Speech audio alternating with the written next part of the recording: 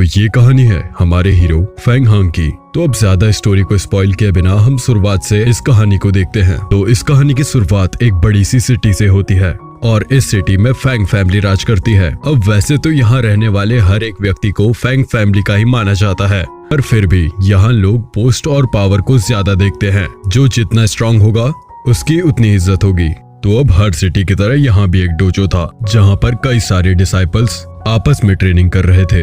वैसे उन सभी ने अभी अभी ही उस डोजो में एडमिशन लिया था, इस कारण किसी को भी कुछ ज्यादा नॉलेज नहीं थी। इसके बाद हम अपने हीरो फेंग हान को देखते हैं जो कि वहाँ डिसाइपल्स के साथ नहीं खड़ा हुआ था। दरअसल उसे उस सिटी में घोड़ों की देखभाल करने के लिए रखा गया था। सीधी भाषा में वो सिर्फ उनका एक नौकर है। अब वहाँ एक मास्टर आते हैं जो कि उन सभी डिसाइपल्स को बताते हैं कि हमारी पावर टोटल 18 लेवल में बटी हुई है। शुरू के 3 लेवल हेल्थ, स्ट्रेंथ और मूव से रिलेटेड हैं। अब इसके बाद वो एक डिसाइपल को उनके ऊपर अटैक करने को कहते हैं, लेकिन वो डिसाइपल उन्हें हाथ भी नहीं लगा पाता। अब मास्टर उन सभी से कहते हैं कि नॉर्मल आदमी 4, 5, 6 और 7 लेवल पर भी बहुत मुश्किल से पहुंच पाता है, लेकिन अगर कोई 5th लेवल पर पहुंच जाए तो उसकी स्ट्रेंथ बहुत बढ़ जाती है। वो बताते हैं कि उन्होंने अभी अभी 5th लेवल की पावर का यूज किया था। वो कहते हैं कि अगर वो 8th लेवल की पावर का यूज करते तो वो डिसाइपल अभी जिंदा भी नहीं होता। अब इसके बाद वो उन्हें बताते हैं कि 8 और 9 लेवल साइकिक लेवल होते हैं और 10वें लेवल को डायटीज कहा जाता है। पर इसके बारे में मैं तुम्हें ज्यादा नहीं बता सकता क्योंकि मैं खुद अभी 9th लेवल को पार नहीं कर पाया हूँ। पर अगर कोई 10वें लेवल पर पहुंच जाता है तो वो इतना स्ट्रांग हो जाएगा कि एक साथ अगर 5 हाई लेवल गॉड्स पे उस पे हमला करे तो वो उसका कुछ नहीं बिगाड़ सकते। अब मास्टर की बात सुनकर वहाँ पे खड़े डिसाइपल्स बहुत शॉक हो जाते हैं, साथ ही इससे हमारा हीरो भी बहुत शॉक होता है। अब उन सभी को शॉक देखकर मास्टर उन्हें बताते हैं कि तुम सब इतने में ही शॉक हो गए, अभी आगे तो सुन लो। 10वें लेवल के बाद वो कल्टीवेटर सीधे अवतार रिल्म में पहुंच जाता है और उस रिल्म में आकर उस कल्टीवेटर को अपने हार्ट से ब्लड सर्कुलेशन को अपने माइंड तक लेकर जाना होता है और इसमें कई तरह के एलिमेंट्स को अपने काबू में कर वो बनता है एक इमॉर्टल। वैसे अगर कोई इतना कर लेता है तो वो फेंग फैमिली के मास्टर की पोस्ट पे आ जाएगा। अब वो उन्हें यह बात बता ही रहे थे कि तभी वहाँ पर उस सिटी की प्रिंसेस आ जाती हैं जिनका नाम मिसेस फेंग किंगवे था। अब वो भी मास्टर की बातों को स्पॉट कर रही थी और सभी डिसाइपल्स को मेहनत करने के लिए मोटिवेट कर रही थी। पर अब उसके साथ आया एक मोटा सा आदमी उससे कहता है कि प्रिंसेस आपको शिकार के लिए भी जाना है तो चलिए, वरना आप डिनर के लिए लेट हो जाएंगी। उनकी बात सुनकर हमारा हीरो सोचता है कि मुझे तो किसी ने बताया ही नहीं कि प्रिंसेस शिकार पे जाने वाली है। मैंने अभी तक स्नोई को तो खाना दिया ही नहीं। और इतना कहकर वो वहाँ से भागता है। दरअसल स्नोई प्रिंसेस के घोड़े का नाम था और फेंग हांग घोड़े की देखभाल का काम ही करता है, लेकिन अब उसे किसी ने बताया ही नहीं था कि उसे घोड़े को तैयार रखना है। अब इसी वजह से प्रिंसेस उसे कोड़े मारने की सजा दे देती है, लेकिन जब उसे कोड़े पड़ रहे थे तब उसे अपने फादर की बात याद आ रही थी। दरअसल उसके फादर भी कभी फेंग फैमिली की गुलामी किया करते थे। वो फेंग हान को कहते थे कि बेटा ये बात हमेशा याद रखना कि कभी जरूरत पड़े तो भीख मांग लेना, लेकिन किसी की गुलामी मत करना। अब ये सोच कर उसे बहुत गुस्सा आने लगता है, लेकिन फिर भी वो कुछ नहीं कर सकता था। और फिर प्रिंसेस उसे सिल्वर स्टोन के कुछ टुकड़े दे देती है उसे इतना एंटरटेन करने के लिए, और फिर वो वहाँ से चली जाती है। अब कुछ समय बाद रात के टाइम पर हम एक आदमी को देखते हैं। वो बाय हाई चैन था। अब वो जंगल से भागते हुए जा रहा था क्योंकि डोजो में सभी डिसाइपल्स को पढ़ाने वाले मास्टर उसका पीछा कर रहे थे और उनके साथ कुछ सोल्जर्स भी थे। अब उन सभी ने उस आदमी को घेर लिया था। इसके बाद वो मास्टर उस आदमी से कहते हैं कि तुम्हारे पास जो पावर, एलेक्सर और ड्रैगन पेंटिंग है वो हमारे हवाले कर दो और हम इसके बदले तुम्हें जिंदा छोड़ देंगे। लेकिन अब वो आदमी उस मास्टर को साफ मना कर देता है, जिस वजह से उनमें फाइट स्टार्ट हो जाती है। अब वो आदमी ऑलरेडी 10th लेवल पर था, इसलिए वो मास्टर उन्हें हरा नहीं पा रहे थे। लेकिन फिर उसके बाद सीन चेंज होता है और अब हम हमारे हीरो मतलब कि फेंग हांग को देखते हैं जो कि अभी एक सी के किनारे फाइट की प्रैक्टिस कर रहा था। ये सब वही मूव्स थे जो उसने दूर से छुप छुप के देखे थे, पर अब हर मूव के साथ उसे वो कोड़ों का दर्द अपनी फादर की बात याद दिला रहा था। और फिर वो फैसला कर लेता है कि मैं इस तरह एक जगह ही जिंदगी नहीं काटूंगा, मैं भी इस दुनिया की सैर करूंगा। इसके बाद सीन फिर से बाय हाई चैन के पास आ जाता है जो कि अभी भी वहीं भाग रहा था, लेकिन फिर उसे फिर से फाइट स्टार्ट करनी पड़ती।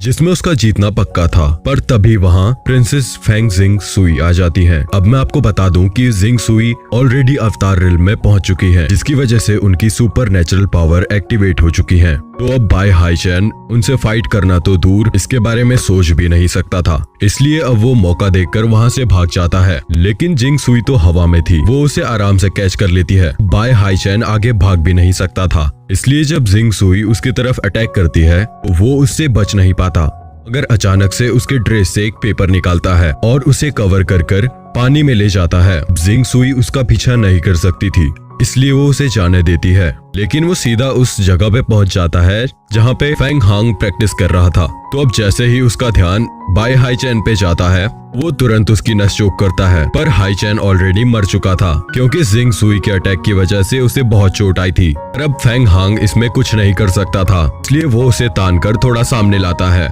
लेकिन तभी हाईचैन के पास से वो एलिक्सर बाहर गिर जाता है, जिसे देखकर पहले तो हमारा हीरो सोचता है कि उसे वो रख लेना चाहिए, लेकिन फिर उसे लगता है कि एक मरे हुए आदमी से चोरी करना तो डूब मरने जैसी बात होगी, इसलिए वो उसे वापस हाईचैन के कपड़ों में रख देता है। इस कारण तुरंत ही वो फिर से जिंदा हो जाता है। पर गलती से वो फेंग हांग को गलत समझ लेता है। उसे लगता है कि फेंग हांग उससे वो एलिक्सर चुरा रहा था, लेकिन फिर वो फेंग हांग की बॉडी पर कोड़ों के निशान देखता है और समझ जाता है कि ये फेंग फैमिली की ही करतूत है। पर अब हाईचैन के पास ज्यादा टाइम नहीं था, इसलिए वो अपने एलिक्सर को फेंग हांग के हार्ट में सेट कर देता है। साथ ही उसे वो ड्रैगन पेंटिंग भी दे देता है और कहता है कि तुम्हें मेरी मौत का बदला फेंग जिंग सुई से लेना होगा। अब वहीं हाईचैन की डेथ हो जाती है और फेंग हांग से उसके लास्ट वर्ड यही थे कि तुम्हें बहुत मेहनत करनी है। अब अगले दिन हर रोज की तरह वो घोड़ों को घास खिला रहा था। तब वहाँ पर वो मोटा आदमी आता है और सबको बताता है कि प्रिंसेस कुछ दिन में दूसरे माउंटेन पर जाने वाली है, इसलिए वो अपने साथ ले जाने के लिए बहुत से स्ट्रॉन्ग लोगों को ढूंढ रही है। अब ऐसे ही मजाक में वो फेंग हांग से भी कहता है कि क्या तुम्हें भी हमारे साथ जाना है। पर फिर वहाँ पे सभी लोग फेंग हांग का बहुत ज्यादा मजाक उड़ाते हैं। इससे उसे अंदर ही अंदर बहुत गुस्सा आता है और वो वहाँ से चला जाता है। अब उसे भी स्ट्रॉन्ग बनना था, इसलिए वो सीरियसली प्रैक्टिस स्टार्ट कर देता है। तो अब उसे फर्स्ट लेवल जो कि ऑलरेडी क्लियर था, मतलब कि उसकी बॉडी पहले से ही आगे बढ़ने के लिए सही थी। फिर सेकंड लेवल मतलब स्ट्रॉन्ग होने के लिए वो एक स्टोन को पकड़कर एक ही जगह पर खड़ा रहता है। अब इसके बाद थर्ड लेवल जो कि मूव्स के लिए होता है, वो वही स्कूल में छुप छुप कर देखे हुए मूव्स को ट्राई करता है। साथ ही न्यू मूव्स भी उसी तरह छिप छिप कर सीखता है।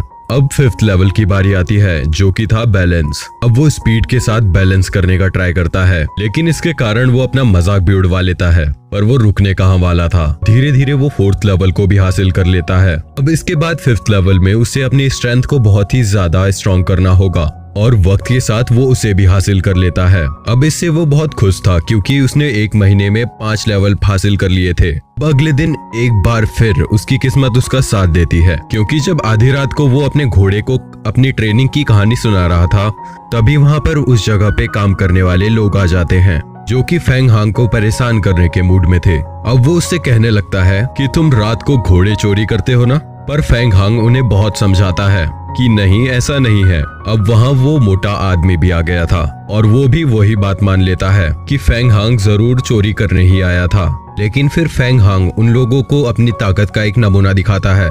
पर अब फाइट और ज्यादा न बढ़े, इसलिए जिंग सुई वहाँ नीचे आकर उन्हें रोक देती है। वैसे जिंग सुई ने हवा में से सब कुछ देख लिया था, तो अब वो फेंग हांग से उसकी पावर का सीक्रेट पूछती है, जिस पर फेंग हांग उन्हें सच ना बताते हुए कहता है कि उसने बहुत साल पहले गलती से एक स्नेक खा लिया था, जिसकी वजह से उसकी कल्टीवेशन पावर और एनर्जी बढ़ गई थी। अब जिंग सुई भी उसकी बात मान लेती है, क्योंकि उसे पता था कि जंगल में कुछ ऐसे स्नेक्स हैं जिन्हें पावर बढ़ाने के लिए यूज किया जाता है, लेकिन वो बहुत रेयर होते हैं। पर अब फेंग सुई फेंग हांग को माउंटेन्स पर चलने को कहती है और ये देखकर वहाँ सभी लोग शॉक हो जाते हैं। अब वो दिन आ गया था जिस दिन वो सभी साथ में उस माउंटेन की तरफ निकलते हैं। तो अब रास्ता बहुत लंबा था, इसलिए उन्हें बहुत ज्यादा टाइम लगता है वहाँ पे पहुँचने में। लेकिन जब वो उस जगह पर पहुंचते हैं तो उस जगह के कुछ डिसाइपल्स उन सभी सर्वेंट्स को परेशान करने लगते हैं। साथ ही वो सभी क्रेन्स के ऊपर बैठे हुए थे। इस कारण फेंग हांग के साथ वाला घोड़ा